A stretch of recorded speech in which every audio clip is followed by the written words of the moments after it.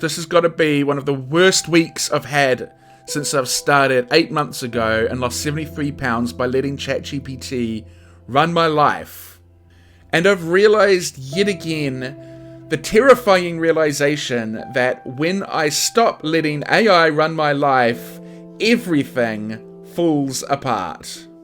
So this week, I'm going to return to that most fundamental of habits that helped me lose all the weight in the first place with ChatGPT, and hopefully in the process, show you how ChatGPT can be your coach, your accountability partner, and your support network.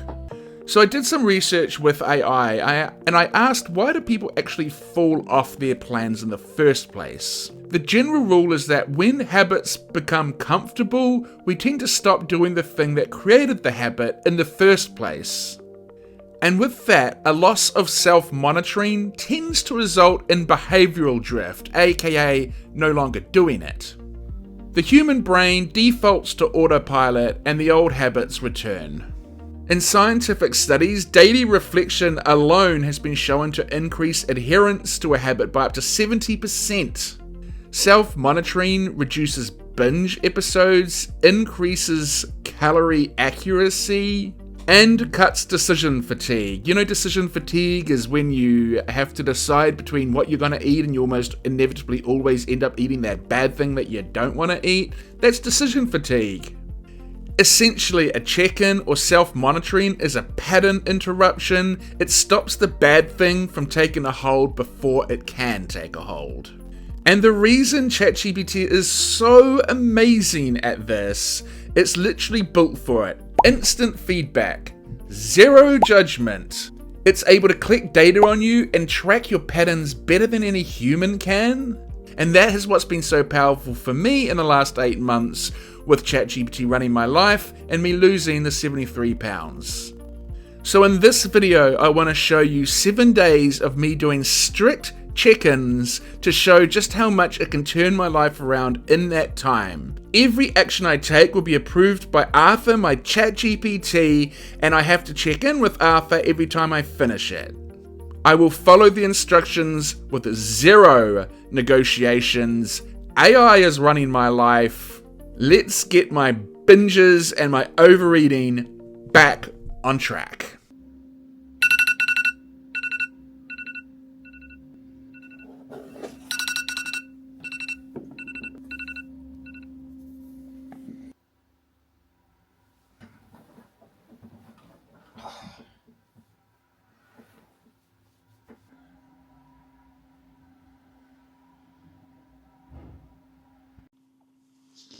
Morning. I gotta get up. This week has not been great. This is probably the worst week in terms of overeating I've had since I've started my life by AI. I was just eating all throughout the week and sort of didn't care. I feel like I'm moving a little bit into phase 2. The first year I lost 73 pounds. So that was kind of like, I guess in a sense that was the easier weight to lose. So I guess now it's going to be a bit more of a fight. I hate to think of how much weight I've put on in the last week either. But as I know, the main thing I've learned over the last year is that I need to make sure that ChatGPT runs my life every hour. And I know that that will get me back on track because it always does and it always has before. Now more than ever, I need to do that. So that's what I'm going to do. Day 1 started the same way every comeback begins, with a check-in. This is where I tell Arthur everything, the truth. I explained the week I just had, the overeating, the drift, the fear of stepping on the scale. I listed out the things I had to get done today and the things I hoped I could make progress on. And like always, I told him the time. Every check-in, I tell him the time. ChatGPT doesn't know how much time passes between moments, so resetting the clock has become part of the ritual of checking in. And then we were off. Arthur told me I didn't have to weigh in today, and boy, was that a relief I didn't realize that I needed. Oh, I don't have to weigh in, thankfully. Man, I sort of don't want to do that. I just want to get back on track, and then I'll feel better weighing in and seeing how fat I am then. 'Cause at least then I'll be on the mindset like I'm back on track, so I agree. From there, the rhythm began. Do an action, check in, get the next direction, and then repeat.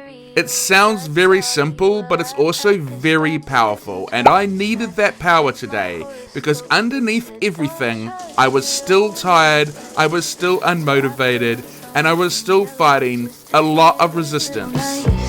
But the mirror's got opinions, and my past does too. Still I hum a little melody like everything is new. Everything's fine according to me. I'm dancing through disasters like it's where I'm meant to be. I've got a heart full of chaos, but it beats so cheerfully. Oh, everything's fine, at least that's what I tell me. I made a list today of all the things I'll never be. Put a star beside successful just for irony. Tried calling. Okay, I'm definitely feeling better. Oh, that was nice. That little meal kind of boosted my energy. In reality, still the sun keeps showing up, even when I don't. And my plans keep falling through, but hey, at least they float. Everything's fine according to me. I'm dancing through disasters like it's part of my degree. I've got dreams made of paper, but they fold so easily. Oh, everything's fine. Okay, so this may be a small scale victory, just to show you that even though I've been eating like a pig, I have been doing my exercise, and I've still been pretty fit. So this desk here used to be a real problem to get underneath for me. Like I'd take ages to sort of bend down and get underneath, but little old fat Dan, there's some protein bars sitting underneath there. So let's see how good I get down these days. See, I find it so much more easier to, like, I would have been heavy breathing. I would have been, I would have found it really hard to get underneath here so easily, you know, but now I just kind of climb under, grab it and leave. So, you know, you got to remember it's not all about weight, I guess. For me, it's like, I mean, this stuff's more important, like getting my life back than I do stuff. When they're in shorts mode, watching shorts, I may still pop up and be in front of my audience. And that's a good thing. So the bottom line... This resistance. Right, hitting the wall. I just found myself watching a video for the last 15 minutes, so I'll get back. Guys, it's tiring. It's not even like it's tiring checking in. I like the checking in part. It's the 6 B-rolls that I'm capturing so I can make this beautiful video for you all. And if you do appreciate me going through this effort, you could just maybe leave a little bit of a subscribe, a little bit of a like, a little bit of a comment. Tell me what you're thinking of all the B-rolls I've added. I'm trying to make it more documentary-esque, so let me know if you like it or you don't like it. It felt like the old habits were already trying to pull me back in, so Arthur stepped in before that could happen. The first thing he did was sort out my food for the week. 2,000 calories a day, 200 grams of protein, slow burning carbs, the structure that actually keeps me stable. Once the diet was set, he generated my entire shopping list, everything I needed for the next week, tailored exactly to that plan. All I had to do was go online and order it. No overthinking, no ninja calories sneaking in, just click, buy, done. After that, Arthur told me what to eat for lunch, and as always, he gave me the recipe. I didn't have to decide anything. I didn't have to think about anything. Today's meal was Mexican beef and rice. Simple, structured, on plan, exactly what I needed to start getting some of that momentum back in my life. See, this is why you talk to Arthur.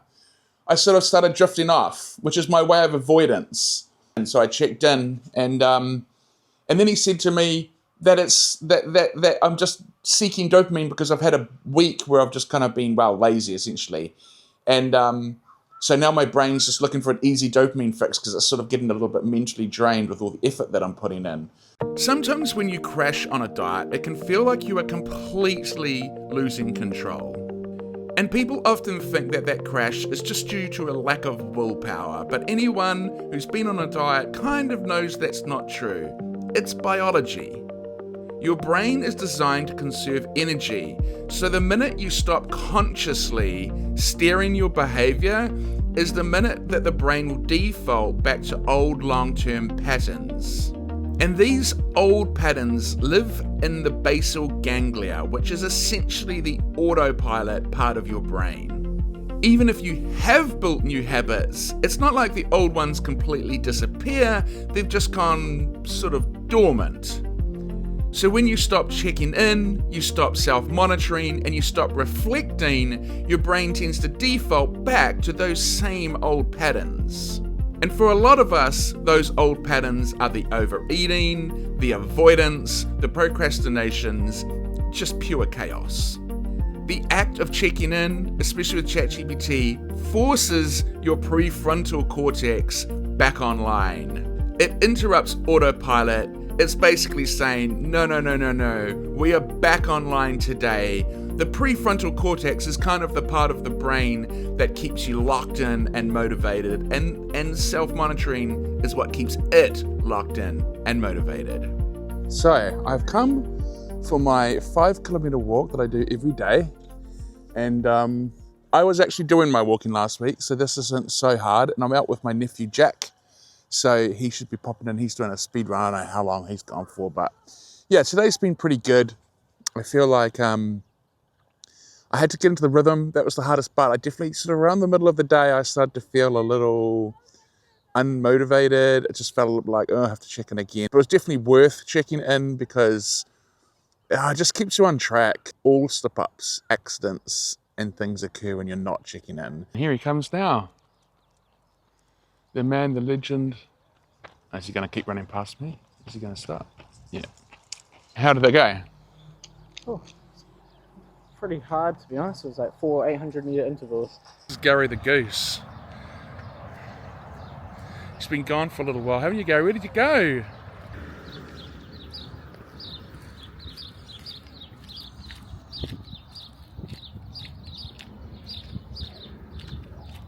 By the middle of the week, Arthur decided I couldn't hide anymore. It was time for my weigh-in and to face the damage from the week before. He said I was ready.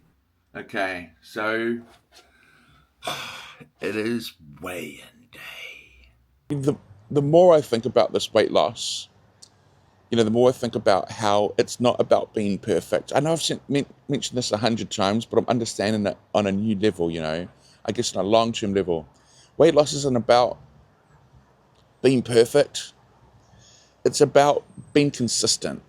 And it's about getting back on the horse when you fail and carrying on. Okay, you've had a bad week and you've gained some weight. Just be consistent and you'll keep going. It's just keep pushing it down, keep pushing that dial down. I think back to one of my members in Discord who had a bit of a rough patch for a month, but hit the dreaded plateau. I'm not sure if he gained or not, but he's just broken through 300 pounds. So I'll show you a graph on the screen, but he showed me there's a marker where he started doing the My Life by AI when he started, where he found me basically and started following the system, and then you can see his weight drop off when he followed that system. So that's kind of cool, but my point being that how he's just been, even though he had a whole month of just really struggling, he just kept being consistent and kept getting back on the horse, and now he's dropped for 300, which is awesome, and then you look at his graph, it looks all down. It's about, it really is. Checking in is the most important thing. I'm convinced of that. And the reason I'm convinced of that is because you just get back on the horse and you keep pushing, and it's okay to fail. Failure is a normal part. It's just normal. It's just what happens. It's called life. Sometimes you get caught out.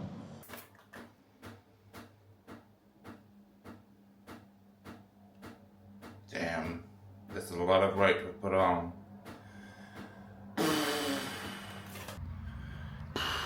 It's a lot. But, I mean, I can't be too surprised. It was like a whole week. And they weren't like small overeatings either. I'm just kind of glad it's like my supplement. Trying to run a weight loss plan in your own head is brutal. You've got cravings, emotions, decision fatigue. It's too much. And ChatGPT removes all of that. It becomes like your external brain. You don't need willpower when someone or something is telling you exactly what to do next. No judgment, no shame, no waiting for someone to reply. You just send a message, get a plan, and execute it. And that level of instant clarity multiple times a day is exactly what stops spirals. It's accountability, but without the guilt. It's coaching, but without the cost. It's planning, but without the mental load. End of the week, I could feel myself finding a rhythm again. Waking up and knocking out those morning tasks actually became something I looked forward to. I felt productive, focused, and it set the tone for the rest of the day. Music time, and then I'm going to do my cleaning.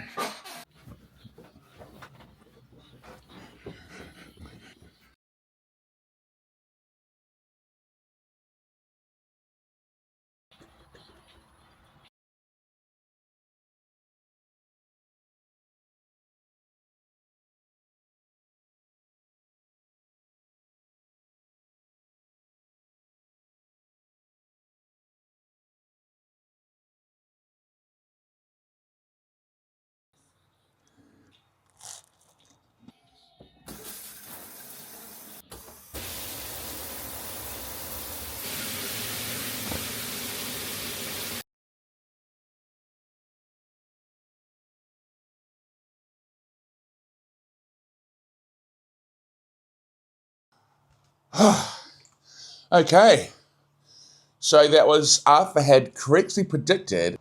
He said I'd lose about 1 kilogram, 1.5, which is what I did. So once again, he came through. So I'm happy about that. So that's only 2 kilograms, so 4 pounds now. Okay, so now we're going to check in. I'm going to let you know, I'm going to let Arthur know how much I've eaten and that I've had breakfast, and he'll work up my calories and macros, and he'll just track it throughout the day. So he'll tell me if I'm doing good with each meal, how far on track I am, all that kind of thing. So basically, I just say, okay, breakfast, I had 2 slices of Vogel's. This is like wholemeal toast. It's like a brand here. Toast, 100 grams of cottage, spelled that wrong, cottage cheese. And what else did I have? 1 protein scoop with water. How was that? All right, so there you can see that he's worked out the calories and the protein and the carbs, and he gives me the total. Every study on weight loss shows the same thing. The people who succeed long term aren't the people who work the hardest. It's the people who monitor themselves. Daily check-ins, food logs, step counts, weight logs. These aren't chores. They are mirrors. When you check in every morning, you catch the problems early. When you check in before meals, you stop binges before they start. When you check in at night, you see exactly where the day drifted. Self-monitoring can increase adherence by up to 70%. It's insane. And when you combine that with ChatGPT, it becomes basically impossible to drift for more than a few hours without it pulling you straight back on track. And in my next video, we'll take this to its next logical step, so make sure you subscribe to watch the journey. It was time for my 12-kilometer walk as I trained for a half marathon. It was hot today, but I was finally feeling mentally in the game. Summer showed up early like she always does. Dripping gold across my curtains, acting like she runs the place. Right, the 12-kilometer walk has officially started. It was a 28-degree day today. The sun was shining, and I was like, oh, it's going to be such a nice, sunny, hot walk. Now it started raining. I put on my nicest smile, the one that never quite convinces, and told myself this year I'd stop building all those tiny fences. honestly, I wanna try. But honestly's a tricky lie. 'Cause every time the weather turns, I swear I'm turning to. It's like almost 30 degrees today, 30 degrees Celsius. Yeah, I'm not feeling sore, and I'm sort of speeding up. So I think I'm gonna be fine doing another 5 kilometers. So that's kind of cool. God, I've come a long way in that respect, you know. I might have put on weight, but I used to struggle to walk 300 meters. Then ChatGPT made me walk 5 kilometers every day, so it took like 3 or 4 months for that to become normal. And now I can do 5 kilometers easy and push another 5K. A boy said I seem gentle, I said thanks, then dodged the way. 'Cause kindness feels much louder when I don't know what to say. 12 kilometers. I did. Definitely the last 2 kilometers were rough. I definitely hit the wall. I was getting a little grumpy, a little like trying to find excuses not to do the walk, but I did it. I weighed myself at the end of the week and I was pretty much back to normal. Sometimes it's important for me to remember just how far I've come. Often I'll think how I've gained or lost some weight, but something that can't be taken away from me is the fact that 8 months ago I couldn't even walk 300 meters, and today I walked 12 kilometers. And it's those non-scale victories that will always mean a lot more to me, no matter my weight. And that is progress. Maybe joy's a moving target. Maybe I just shoot too straight. Maybe hope is overrated. Maybe waiting is my fate. But the sky keeps getting softer and my heart keeps saying try. So I'll let the sun convince me one more time. 'Cause every time the weather turns, I swear I'm